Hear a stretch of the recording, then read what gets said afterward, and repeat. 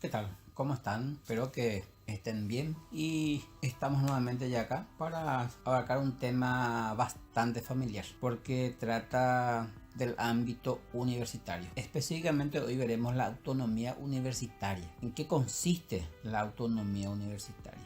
Dice que es la capacidad de autogobernarse mediante normas que fueron elaboradas por las mismas autoridades de la institución, de la propia institución, y que conforme a esas normas se eligen a sus propias autoridades, elaboran sus propios planes de estudios y demás políticas académicas. Podemos decir en lo que se subraya aquí de que la autonomía universitaria entonces es la capacidad que tienen las propias personas que integran esa institución de elaborar, modificar sus estatutos, sus normas, de elaborar y de conforme a esos estatutos ceñirse y elegir a sus propias autoridades, sin que ningún poder del Estado, sea judicial, sea ejecutivo o sea legislativo, puedan inmiscuirse e influenciar para que ciertas autoridades puedan ser electas de acuerdo al gusto de ciertos poderes o partidos políticos. También nos señala de que tienen la potestad de elaborar sus propios planes de estudios y demás políticas académicas. Veremos más adelante ahora cuáles son los ámbitos que abarcan la autonomía universitaria. Abarca tres ámbitos: la autonomía institucional, la autonomía académica y la autonomía económica. Empecemos por la autonomía institucional. Nos dice que supone el libre nombramiento de sus autoridades en virtud de sus propios normas o estatutos. Es lo que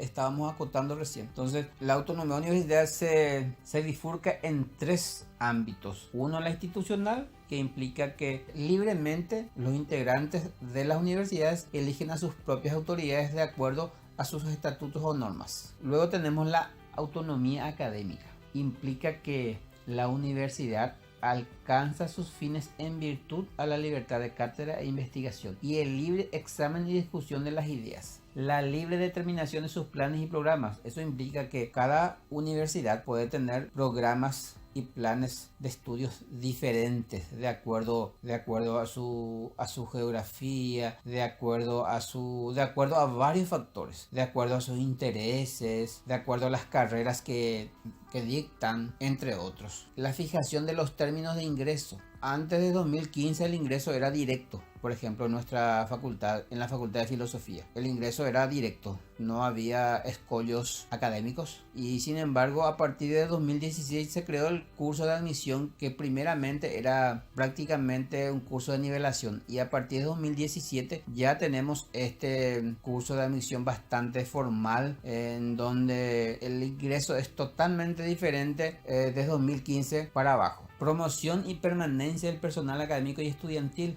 O sea que la promoción del personal académico varía de cada universidad a otra, incluso de cada facultad a otra, pero por sobre todo de una universidad a otra. Nos dice acá promoción estudiantil, también nos dice, porque en algunas universidades las mismas carreras de grado tienen incluido en su malla el trabajo final de grado, por decirlo así. Y en otras universidades, incluso en otras facultades dentro de la URE, no tienen establecido el trabajo final de grado, por decirlo así, entre otros aspectos.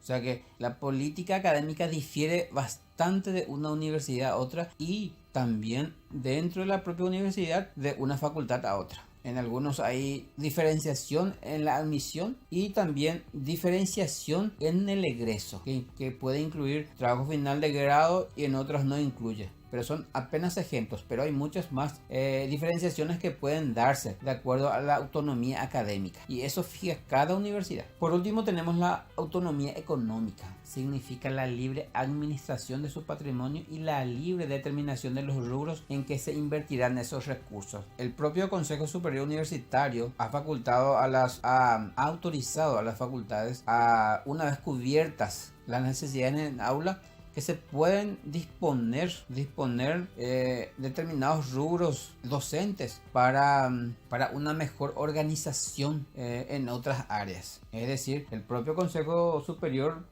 autorizó, y a eso se refiere la autonomía económica, porque el Estado, a través del Ministerio de Hacienda, no otorga nuevos rubros para personal de limpieza, personal administrativo, personal docente o investigador o tutor Entonces se le autorizó, en virtud a la autonomía económica, a las facultades a disponer de esos rubros una vez cubiertas las necesidades en aula, con esa salvedad. Seguidamente veremos el origen, cómo se originó la autonomía universitaria. El erudito alemán Humboldt en su momento afirmó que la sociedad se beneficiará más de la universidad si ella fuera libre y pudiera desempeñarse sin la injerencia del Estado, la religión o la política. El desarrollo del conocimiento, el avance científico y tecnológico, y también la innovación social y cultural requieren de condiciones de libertad para otorgarle a la sociedad sus mejores propuestas. Analizando y tratando de entender el interés de este alemán, podemos decir que él, por sobre todo, era celoso de la independencia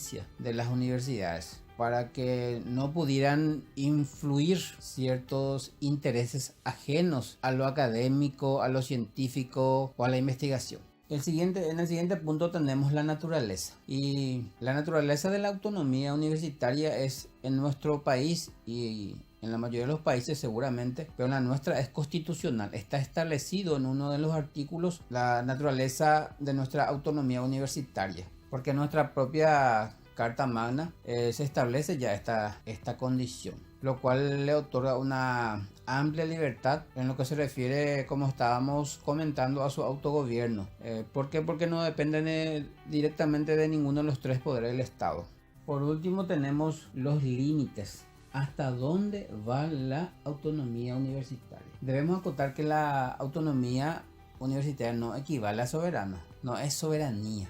No es un estado dentro de otro estado. Solamente que las universidades públicas gozan, como dijimos, de la capacidad de decidir sobre sus propios asuntos, sean estos académicos, institucionales o económicos. Pero aún así, en gran medida, están sometidos las universidades al poder estatal. Pero yendo un poco otra vez al capítulo anterior, a la autonomía económica, últimamente está en serio riesgo, en virtud del proyecto presentado por el liberal Víctor Ríos, que estableció el arancel cero. Ahí prácticamente la autonomía económica de la universidad en parte está perdiendo. Sin embargo, es bastante beneficioso si el Estado, a través del Ministerio de Hacienda, transfiere esos montos para afrontar otros gastos, especialmente en nuestro caso la Facultad de Filosofía, los gastos de insumo que son los destinados del cobro de aranceles a los estudiantes. Es bastante beneficioso y es una buena señal donde toda la Facultad de Filosofía aplaude y apoya esa iniciativa, siempre y cuando no sea una medida populista y se retornan nuevamente esos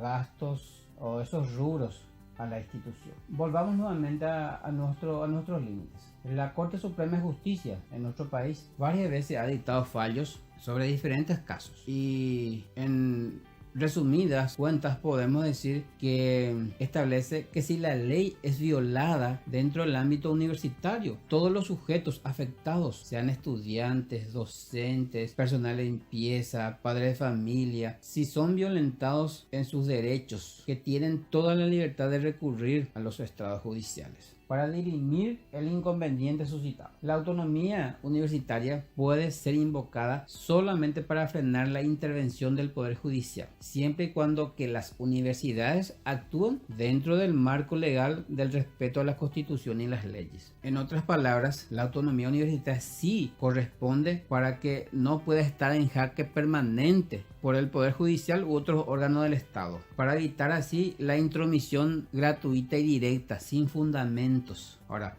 si los directivos de las universidades actúan dentro del marco de las leyes y la Constitución, no habrá ningún problema y no puede inmiscuirse. Ahora, si viola las leyes, sean administrativas o cualquier tipo de violación a las leyes, los órganos del Estado tienen la plena libertad de intervenir en el ámbito universitario.